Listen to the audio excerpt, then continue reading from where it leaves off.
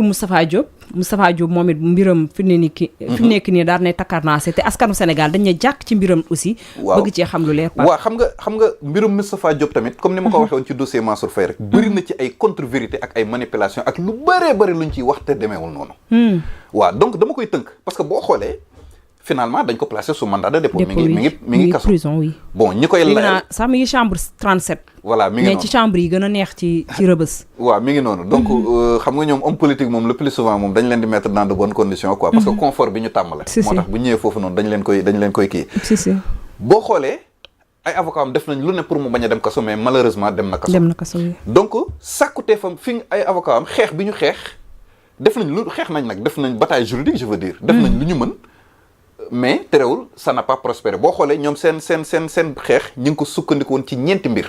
pour que Moustapha Diop bañ a dem kaso. mooy bi si jiitu mooy dañoo demandé ñu reporter audience première comparution bi. mais gis nañ ne dinaa ñëw léegi expliquer lan moo tax loolu mënul woon jàll. donc ñoom li ñu njëkk a def mooy seen première maanaam cheval de bataille moo doon ñu demandé ñu reporter yëf yi pour que ñu gën a imprégné wu ci dossier bi ñu toppee seen client Moustapha Diop. deuxième mbir bi mooy. lu ñu tuddee caution solidaire. maanaam caution individuelle mooy yow mi ñuy topp. yow yaa joxe xaalis pour nga bañ a dem kaso mais caution solidaire mooy. lu keneen joxe nga bëgg ci bénéficier waale. loolu est également ay avocat Moustapha Diop proposé nañ ko mais jàllul.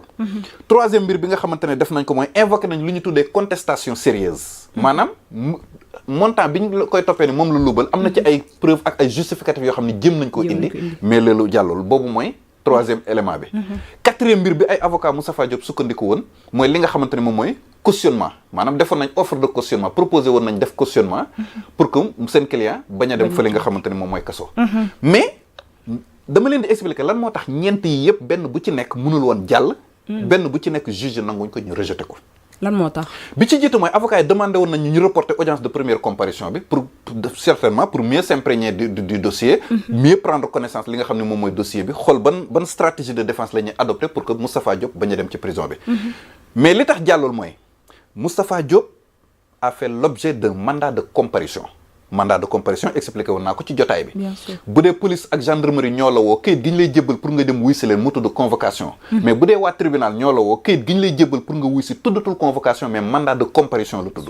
expliqué woon naa ko bi may expliquer les 4 mandats judiciaires. mandat d'arrêt mandat de dépôt mandat d'amener mandat de comparution. mandat de comparution c'est une simple convocation bu la tribunal di yóbbu.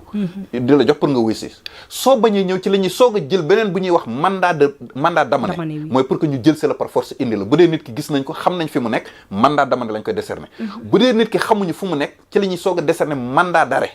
boo xam ne dañ koy jox police wala gendarmerie pour que ñu dem wëri la. buñ la gisee xayrul ñu indi la buñ la gisul ñu dresser ce qu'on appelle un procès verbal de recherche infructueuse.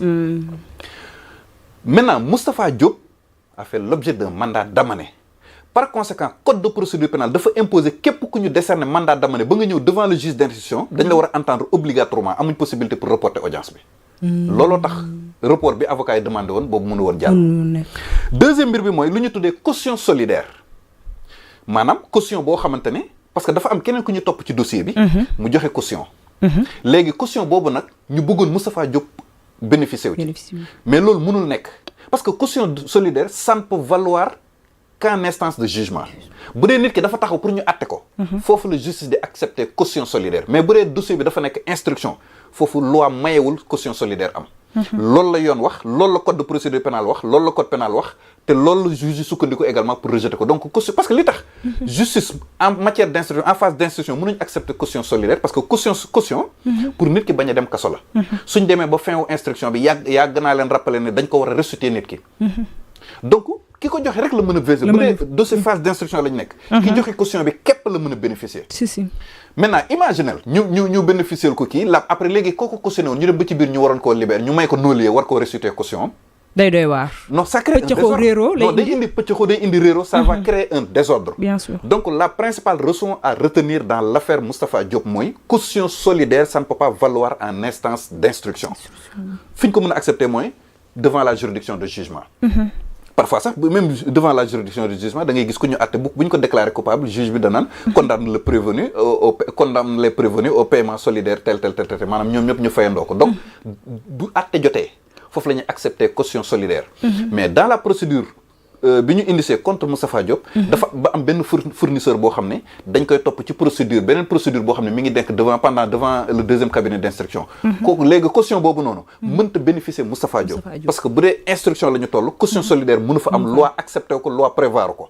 donc looloo tax foofu noonu. boobu mënul woon jàll. beneen bi ci topp nga xamante ne également tax na Moustapha Diop dem kaso mooy li ñu tuddee contestation sérieuse maanaam li ñu koy toppee indi woon na ay justificatifs yu wane ne que preuve li ñu koy toppee xaalis baa ngi nii fii ak fii la dugg mais du lépp lañ prouvé. daf ci am un montant de 931 millions boo xam ne ba léegi prouvé wuñ ko.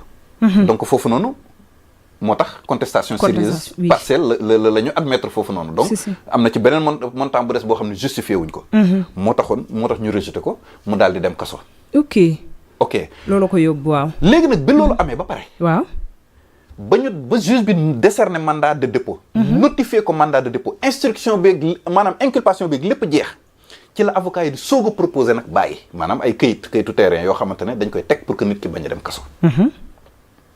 mais moment bi ñu ko doon joxe fekk c'était trop tard le mandat de dépôt était déjà décerné.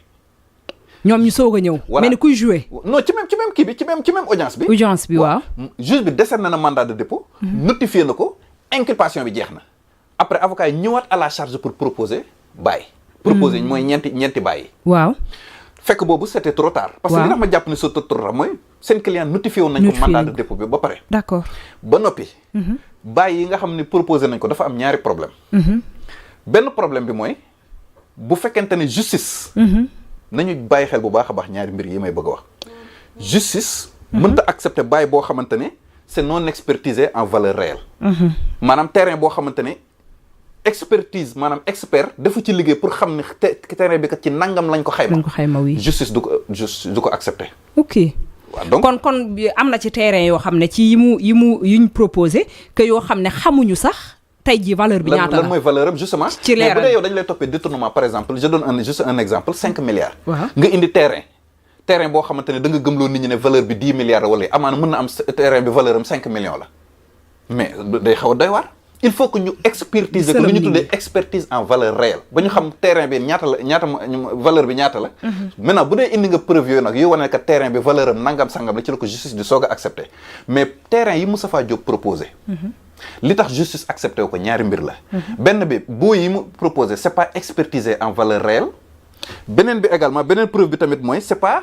inscrit en hypothèque conservatoire au nom de l'État du Sénégal ñaari mbir yi moo tax terrain yi mu proposé accepté wuñ ko donc voilà ce qui s'est passé dans l'affaire xam nga qu'est-ce que je me dis lan la ñu doon def ñoom avocats yi maanaam seen cuune la seen ñàkk xarañ la lan la exactement non en fait du ma ko tuddee cuune parce que avocat Moustapha Diop mais lan la ñuy jouer ce sont des avocats à qui je voue un grand respect waaw ñoom pour défense bi ba leen défendre ñoom ñëpp ay nit lañ yoo xamante ne quand même ñu ma respecté lañ parce que am na ci ñoo xamante ne yàgg nañ ci yëf yi capitalisé nañ amee d'expérience boo xamante ne am na ci ñoo xam ne sax am nekkoon nañu ancien ministre de la justice donc ay nit lañ yoo xamante je leur voue un grand respect parce que ce sont des acteurs de la justice connus et reconnus waaw donc moo tax yëf yi du ma ko qualifier noonu mais peut-être damay jàpp ne rek fi ñu tolloogum ci combat bi ñoom dañoo juger nécessaire peut-être ne arme nañ tegagum armes yi bañ a génnee seen armes yëpp mën na am loolu seen stratégie de défense la maanaam bëri xam nga ils sont expérimentés xam nañu procédure pénale am nañu ay pénalistes lañ am na ci ñoo xam ne ay pénalistes am na ci ñoo xam ne c'est d'excellents procéduriers parmi les avocats de Moustapha Diop maintenant mën na am nag stratégie de défense bu ñu teg la comme que fii lañ tolloogum instruction suñuy armes yi nañ génneegum armes yi yeneen yëpp buñ ko génneendoo donc loolu mën na nekk mais en tout état de cause yii mooy yi nga xamante ne juridiquement mënul maanaam justice mënu ci woon sukkandiku ba tax na kon Moustapha Diop ci lañ koy placer sous mandat. est-ce que du justice aussi moom moo leen tegal lu teng maanaam échappatoire amuñu ko même bu fekkee ne am na ay avocats yu xarañ mais amuñu fu ñu mën a jaar est-ce que du loolu aussi parce que yaa ngi ko fi doon wax ay temps net li ñu teg procédure yi ni ñu ko tegee ni ko gars yi tëggee ak ni gars yi doon waxee noonu dañu war a gaaw jàpp nit ñi di ni ñu ko tëggee ba mu egsi ba fii. dina difficile trop pour ñenn ñi génn ci dossier yi non man jàppuma loolu. jàppuma loolu mais ku ci indi espèce dañ lay bàyyi nga dem.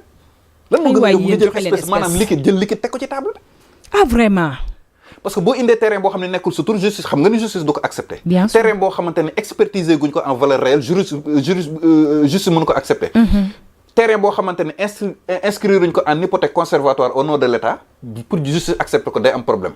li gën a yomb kañ mooy nga génnee liquide teg ci table bi. vraiment 140 code de procédure pénale 150 code pénal li ñu wax c'est très clair. boo joxee liquide dañ lay bàyyi mën nañ la may liberté wala contrôle judiciaire. mais ci ñoom ñooñu est-ce que yaakaar nga ci ñoo xam ne denc nañu li nga xam ne moom la ñu war a. non man li ma gëm fi ñu toll nii nag génn naa dossier bi moom pare nañ ci moom. fay tege naa mais man li ma gëm ba gëm ko mooy.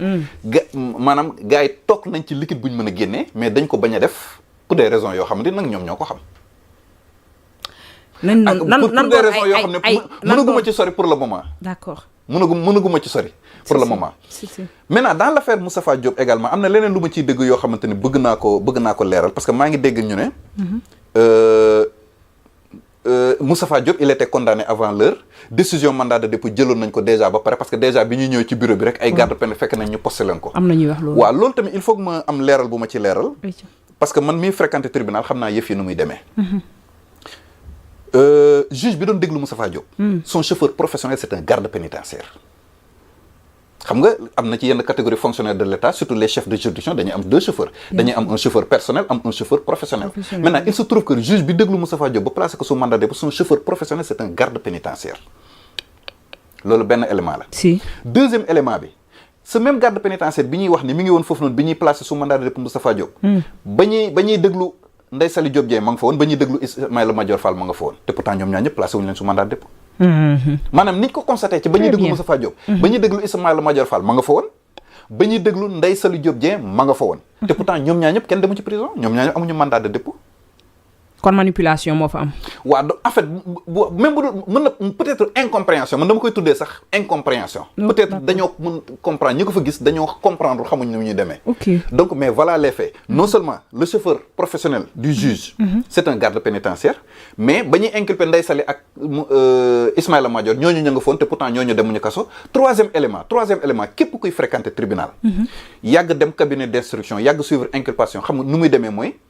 juge képp ku mu convoqué. képp ku mu woo pour déglu la. garde pénitentiaire yaa nga fa. c'est dans l'éventualité d'un mandat de dépôt. Ça se passe tous les jours dans les cabinets d'instruction. tous les jours ça se passe comme ça. convoqué nañ nit même placé wuñ ko sous mandat de dépôt mais garde yaa nga fa. bien sûr donc xam parce que ñoom. dama ne ñun ñii toppeewuñu woon dara. man de garde pénitentiaire moo ma yóbbu ba ci biir bureau juge bi moo ma génne. bañ may mandat de dépôt moo ma joxe. couloir boobu moom saa yoo couloir juge d'instruction yi saa yoo demee moom garde yi défilé ak gendarme yi garde yi moom day Dakar naa c'est quoi. donc moo tax ma jàpp ni peut-être incompréhension xam naa dañoo comprendre comment ça se passe. mais en réalité affaire bi cas bi nii la demee. moo tax moom c'est des mbir yoo xamante ne quand même je tenais vraiment pour leeral ko pour nit ñi xam comprendre dëggantaan comment ça se passe. da ngaa baax am na ci ñoo loo xam ne aussi nañu bàyyi manipulation parce que manipulation bi taxul. askan bi songé xar kanam wala dégg-dégg ci li nga xam ne moom mooy ci yenn dossiers yi parce que aussi comme ni ma ko waxee sànq rek ma may la tuuti nga reposé wu. yor nga ko tey ci sa gafaka am na loo xam ne nii xëy na justice dafa jàpp ne kat da nga foqet tuuti ci keesu état ca lañ la dénkoon dañu am njort boobu nag yow tey jii da ngay indi nga joxe cautionnement comme sa morom yi bañ a déjà. def ko patriotiquement mais def ko consciemment nga ndax yow sa conscience mën a tranquille ëllëgi ki si biir nga mën a sax layoo wala wax leneen mais aussi ci côté conscience bi nga bañ a def sa xel que non su ma joxee day mel ni kon man liñ ma doon jiiñ man maa ko def parce que bari na ci ñoo xam ne askanu Sénégal ñoom it nañ il faut ñuy yolomal affaire yi il faut man di may wax tous les jours rek ñu génn tam ci yenn dossiers yi bu ñu joxe information bañ cee nekk di commentaire et tout parce que dafay indi yenn yi parce que bu ñuy wax naan non ñii dañoo joxe caution parce que ñu ngi ni joxe caution li ñu leen doon jiiñ kon dañ koo def wala nangu nañ ko koo nangul nooy joxe caution fekk na xëy na dañoo joxe caution pour bañ a dem kaso te caution boobu comme ni ko Pape waxee juridiquement taxul nekk nit ki nangu na mais dafay bañ a dem kaso moo tax mu joxe ko bis bu ñu demee ba atte ko fekk laalawu taqewul ca lañ koy jiiñ dañ ko koy delloo su kiiwul tam su fekkee daf ca taqewal mu ci laa bu tombeek som bañ ko doon kii wala mu ëpp ko da cay dolli donc nañu bàyyi nit ñi aussi seen teeyu bakkan parce que man cautionnement boobu xëy na moo gën dem kaso te it ñun moo ñu gënal askanu Sénégal puisque ñun ñi nga xam ne ñun la ñu ngeccoon suñu ay kees ay autorité ñëw nañu ñii ñooy sàcc yi bu ñu indiwaatee xaalis boobu di ko delluwaat ci gafakay Sénégal ñun lay arrangé donc il faut aussi ñuy dawal compréhension ci man li ma xalaat man sama ci côté boobu. leneen li ma la ci dooleel daal mooy. waaw en fait xam nañ li justice di accepter comme caution. xam nañ li justice dul accepter. bu dee nag dañoo jël choix bañ koo def. c'est pour une raison bien précise. Bien précise. waaw c'est pour une raison bien précise am na maanaam am na parce que xam nga maa ngi la koy wax léegi muy avocat ñoom Moustapha Diop muy avocat Mansour Faye muy avocat ñoom Farba Ngom pardon parmi leurs avocats am na ci ñoo xam ni par exemple je prends l'exemple de maître El Hadj Amadou Sall. C'est un avocat à qui je voue un grand respect. Parce qu'il a été garde des Sceaux, ministre de la Justice, c'est un ancien ministre de la Justice, mais voilà un avocat qui a capitalisé 40 ans d'expérience dans le barreau, 40 ans de barre. Donc, c'est un fin procédurier, c'est un excellent pénaliste. bu fekkente ne moom dafa digal client mu bañ a génne par exemple liquide xobet teg ko ci table bi am na fu ñu ko teg c'est pour une raison bien précise boo xamante ne man xam naa raison bi mais mënuma ko wax pour le moment pour ne pas yàq enquête yi parce que dafa am fu ñu jëm ak gars yi te mënuma ci sori donc pour bañ a yàq enquête yi moo tax du ma ci sori mais c'est un choix bien raisonné boo xamante ne moom la ñu def pour bañ a génne liquide xobet d'accord kon ñun ñoo naandul dinañ ci gën a waxtaan en off après d'accord mais bala ñuy dem off Pape gis nañu ci mu ku mel ni Moustapha Diop ñu ne. ancien ministre ñu ne dañuy def Kopar Express pour gis naa information yi daw mais gisoon nañ tam ci kaawu Farba Ngom ay jegeñaale Farba Ngom ne ñu ngi dajale pour 1 milliard pour ñëw est-ce que loolu noonu xaalis boobu di jógee foofu est-ce que bu ñëwoon mën na leen a mottalil cautionnement maanaam Kopar Express bu ñu teg. pour ay gaawu. Moustapha Diop dajale ko indil ko joxe ko caution bi ak ak Farba ay mbokkam wala ay jegeñaaleem politiquement luñ dajale 1 milliard comme ni ñu ko doon waxee ñëw teg ko ci table bi est-ce que loolu justice mën na ko nangu. waaw man jàpp naa ni loolu. jàpp naa ni mën na jàll. parce que li tax mu jàll mooy bu ngeen xoolee jurisprudence Taïb Socé mi ngi fi.